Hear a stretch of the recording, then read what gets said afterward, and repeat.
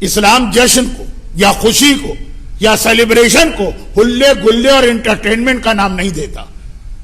خوشی اگر اللہ کی طرف سے آ رہی ہے تو ایک نعمت، اور نعمت جب آتی ہے تو انسان کو اور ڈاؤن ٹو ارتھ ہونا اور ہمبل ہونا ہے اللہ کے سامنے اور جھکنا. چنانچہ ہر سیلیبریشن کے موقع پہ اسلام ہمیں کچھ اعمال بتاتا ہے. کل دن کے اہم ترین اعمال بظاہر 4 ہیں. نمبر 1 کل کا روزہ.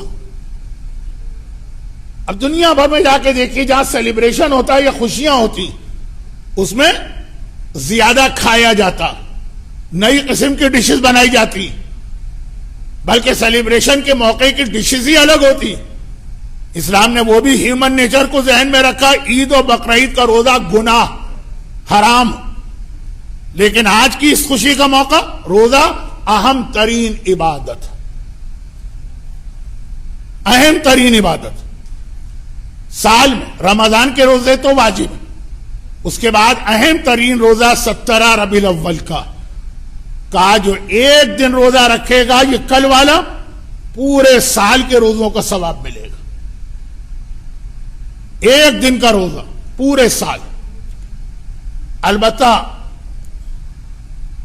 مسائل بیان کرنے کا موقع نہیں ہے، اشارہ کر دینا ضروری ہے کہ جس پر کوئی قضا روزہ باقی وہ مستحب روزہ نہیں رکھ سکتا ہے.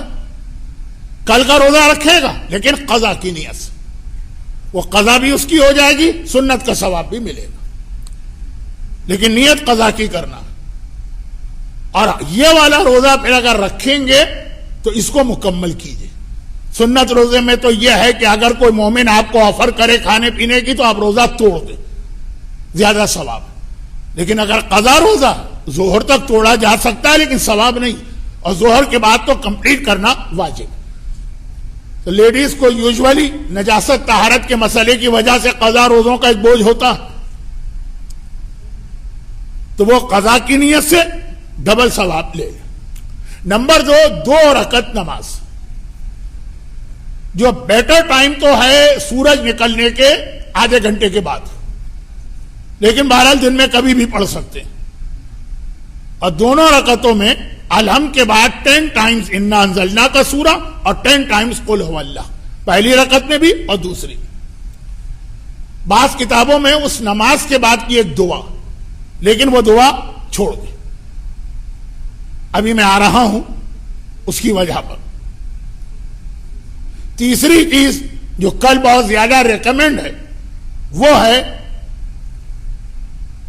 2 زیارتیں، ایک رسول خدا کی ان کی ولادت اور ایک امام علی کی. کہ ذکر رسول مکمل نہیں ہو سکتا ہے علی کے ذکر کے بغیر. 2 زیارتیں. اور بیٹر تو یہ ہے کہ چھٹے امام کی زیارت بھی اس میں آپ پڑھا دیں، لیکن وہ تو ہم آج کی محفل کے بعد بھی پڑھا دیں گے. تو تیسری چیز ہے زیارت، روزہ، نماز، زیارت، اور چوتھی چیز ہے غسل. بٹ یہ غسل جو ہے یہ اتنا اسٹرانگ حدیث سے ثابت نہیں، اس کی حدیث بہت ویک ہے. اور جس غسل کی حدیث ویک ہو اسے آپ قربتاً اللہ کی نیت سے نہیں کر سکتے. آپ یہ نہیں کہہ سکتے کہ میں غسل کرتا ہوں 17 ربیع الاول کا قربتاً اللہ. کہنا پڑے گا رجائے مطلوبیت. دیکھیں یہ 2 الگ الگ ٹرم ہیں. میں غسل کرتا ہوں قربتاً اللہ یہ الگ ہے، میں غسل کرتا ہوں رجائے مطلوبیت الگ. آپ دونوں کو جمع کر دیں، میں غسل کرتا ہوں 17 کا رجائے مطلوبیت قربتاً اللہ، یہ ایک جوک ہے. البتہ یہ الگ بات ہے کہ ایک عام آدمی کے پاس جو کنسپٹ ہے قربتاً اللہ کا تو اس اعتبار سے شاید یہ چل بھی جائے. اب میں ایک سوال آپ سے کر رہا ہوں، ٹائم بہت تیزی سے گزر رہا، اور وہ میرا سوال یہ ہے قربتاً اللہ کے کیا معنی؟ اب آپ کہیں گے کہ اللہ سے قریب ہونا. نہیں، یہ اس کے ڈکشنری والے معنی. اگر میں کمپیوٹر کے کسی آدمی سے پوچھوں ماؤس کے کیا معنی اور وہ کہے چوہا، تو وہ صحیح بھی ہے وہ غلط بھی ہے. جب کمپیوٹر کے حوالے سے بات ہو رہی ہے تو ماؤس چوہے کو نہیں کہتے. تو اسی طرح سے جب دینی مسائل میں بات ہو تو قربتاً کے معنی یہ نہیں اللہ کے قریب ہونا. قربتاً کے معنی ہے اللہ کے حکم کی وجہ سے یہ کام میں کر رہا ہوں. اور اللہ کا حکم یا آیت سے ثابت ہے یا اسٹرانگ حدیث, کمزور حدیث, ضعیف حدیث, مرسل حدیث, اس سے ثابت نہیں. تو 17 ربیع الاول کے غسل کی حدیث بہت ہی کمزور ہے. چنانچہ آپ اس میں آپ کیا قربتاً نہیں کہیں گے. قربتاً کا ٹرانسلیشن ہوا میں غسل کرتا ہوں 17 ربیع الاول کا حکم خدا سے. تو خدا کا حکم تو ابھی ثابت ہی نہیں. پھر آپ کیا کہیں گے رجاء مطلوبیت. رجاء مطلوبیت کا مطلب کیا ہے؟ ایک اچھا کام ہے.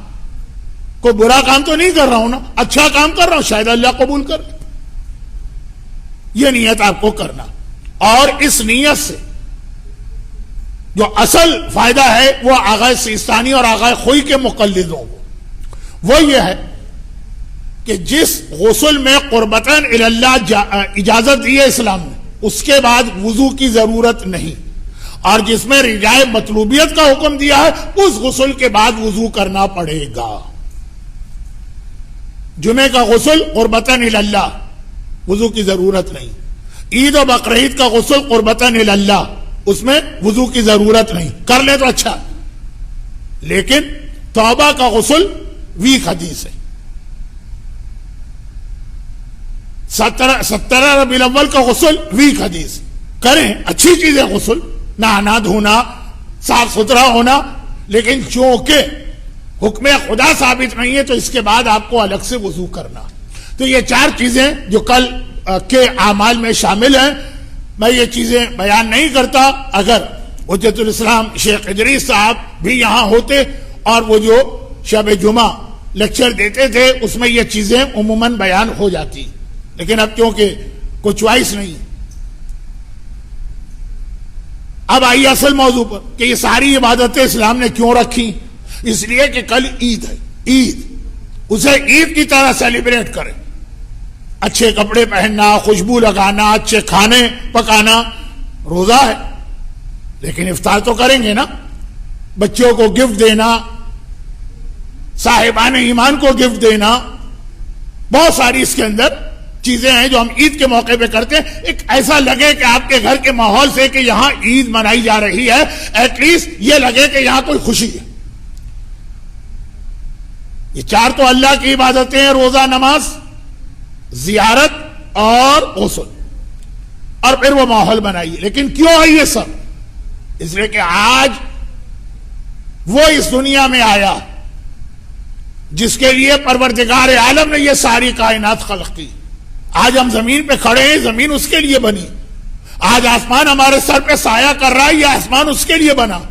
آج سورج ہمیں انرجی دے رہا ہے, یہ سورج اس کے لیے بنا. آج ہم ہوا میں سانس لے رہے ہیں, یہ ہوا, یہ آکسیجن اس کی خاطر بنائی گئی. آج ہم گندم, چاول کچھ بھی کھاتے ہیں, یہ ساری فصلیں اس کی خاطر اگائی گئی. ہماری سانس ہو, کہ ہماری غذا ہو, کہ ہمارا لباس ہو, کہ ہماری زندگی ہو, یہ سب اس کی ہے, اس کی خاطر. یہ احسان ہے اس پیغمبر کا, وہ آج اس دنیا میں آیا. یہ وہ زیارت ہے جو ہم لوگ مدینہ منورہ میں پیغمبر اسلام کے گھر اور قبر پر کھڑے ہو کے پڑھتے ہیں. میں زیارت پڑھ رہا ہوں تمام مومنین و مومنات کے بحاف پر جو میری آواز سن کر اس میں میرے ساتھ شریک ہیں.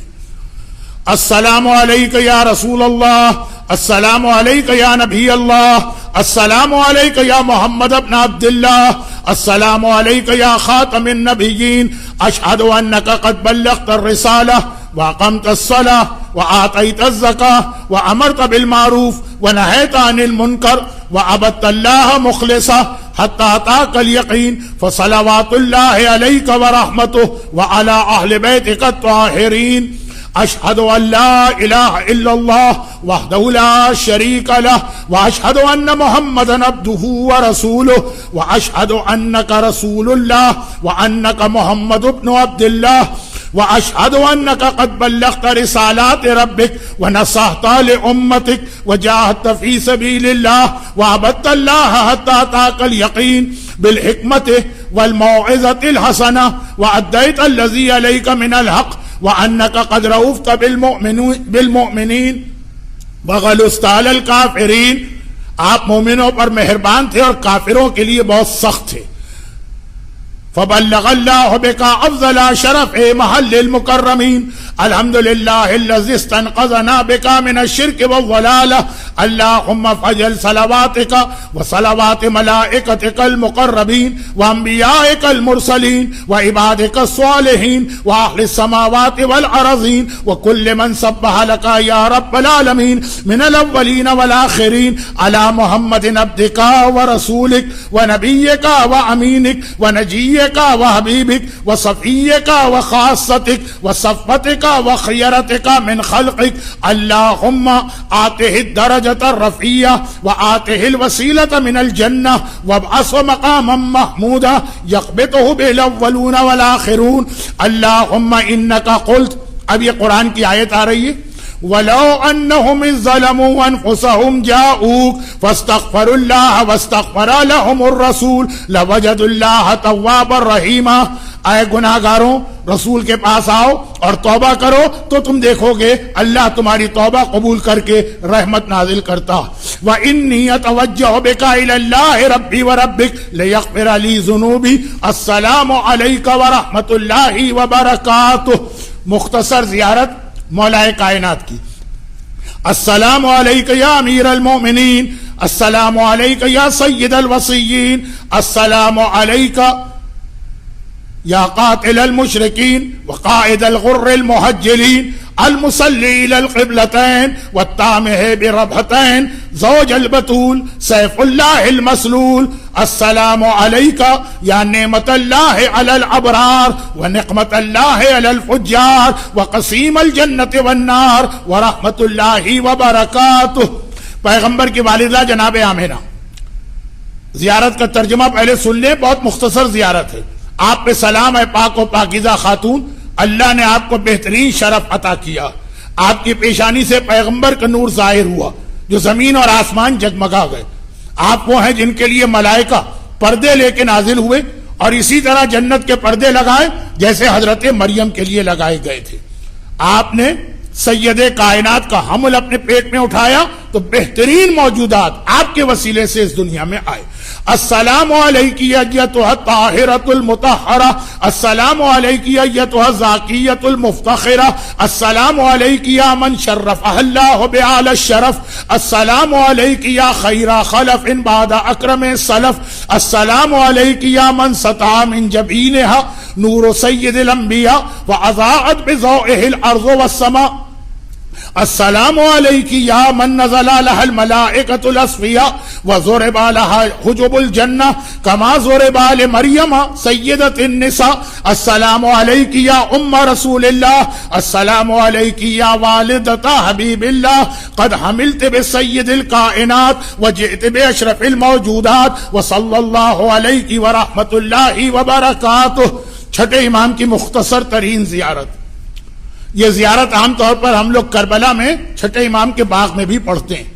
السلام علیکہ ایھا الامام الصادق، السلام علیکہ ایھا الوصی الناطق، السلام علیکہ ایھا الفائق الراتق، السلام علیکہ ایھا السنام الاعظم، السلام علیکہ ایھا الصراط الاقوم، السلام علیکہ یا مصباح الظلمات، السلام علیکہ یا دافع المعضلات، السلام علیکہ یا مفتاح الخیرات.